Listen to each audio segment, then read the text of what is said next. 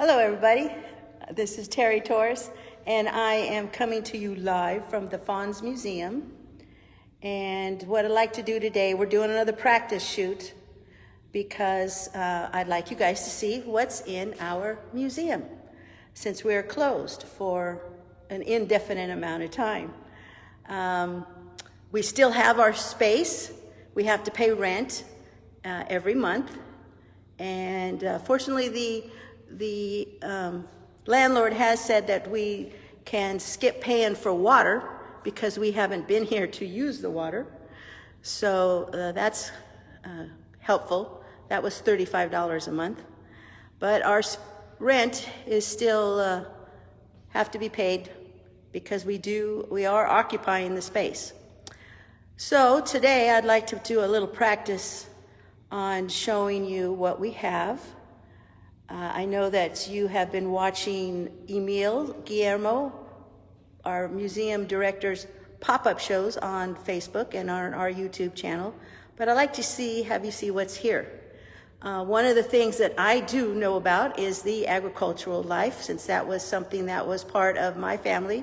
My grandfather, he was a labor contractor. After being here, he came in, he left the Philippines in 1913, got to Hawaii, then came here in 1916, worked a bunch of different jobs, and then finally worked in the fields and then became a labor contractor.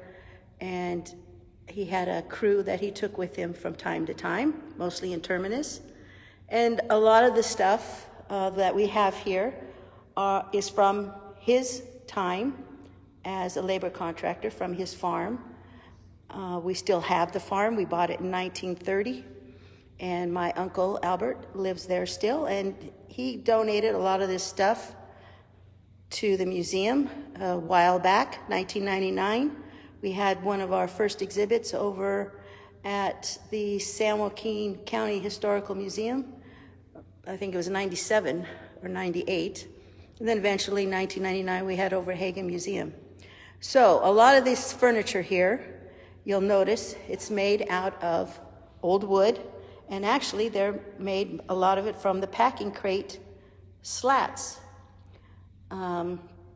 If you see here, they had, when they worked out in the fields and they went to a bunkhouse or a campo, and there wasn't any furniture there, so they would take home slats from the packing shed after making the packing crates, come home, build their own table, build their own chair. So they'd have some furniture to sit on at the camp. And that's what we've got here.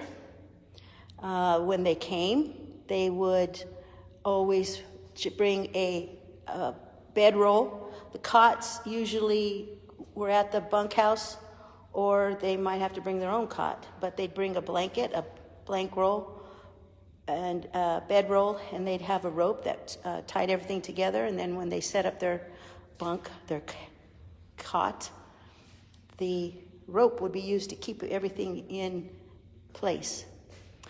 There's a cabinet here that was also made out of crates, and this came from the Jamero farm, and it was 2 crates put together.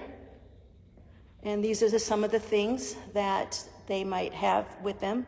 Always something for their hair, always something for tobacco, the Vaseline, and anything else that they would need, carry around with them.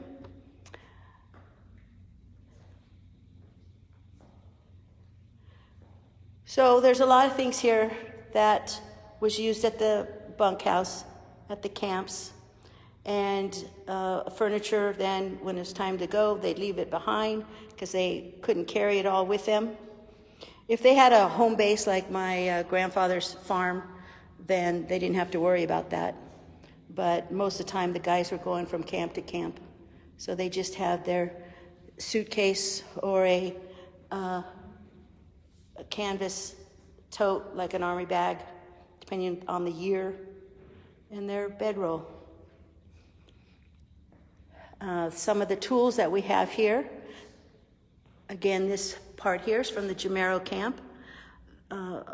California was big for the agricultural work. So here's the tools, a lot of short-handled tools because of stoop labor. Asparagus knife was a big crop for this area, the asparagus fields in the Delta. And then you have the pruning shears for the trees, the orchards. The celery was another thing out in Terminus. Here's what the cook would use, big giant wok. There'll be usually one wok of rice and another one of the vegetables in stir fry. And washing your own clothes. Yeah, they also had a bathhouse. I'm going to show one of our workers, one of our dedicated workers, Chris Castro. And we're here today to maintain the building. You have to come in once a month, at least flush the toilets. We'll be trying to update anything that we have to update on the computers.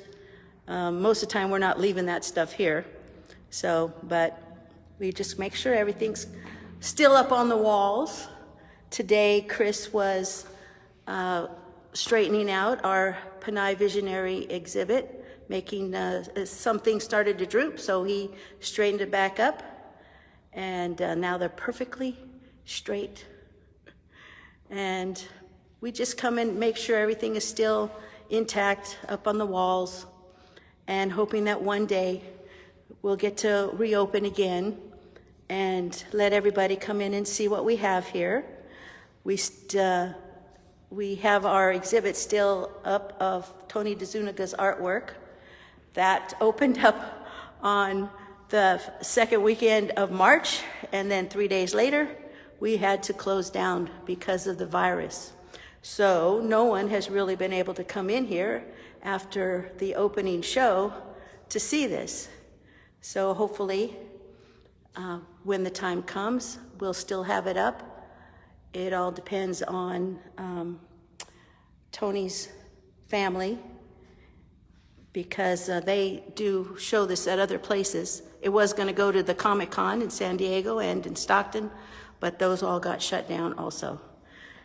So one day, when we can reopen again, and we want to make sure that everything is safe for visitors and for ourselves, since everybody who's a volunteer here is in the dangerous zone. Our ages are getting up there, and we don't want to bring anything home to our families, and we don't want anybody bringing stuff here to the museum that might be dangerous to us and to our visitors. So anyway, that's a short little thing of what we're doing here, and someday we'll get to show everything to everybody again, and maybe we will try and do these live presentations maybe on a specific theme, so that we can cover some more history about what we have here and about the themes, exhibits that we're showing to all of you. So hope you enjoyed it, and we will see you again someday. Goodbye.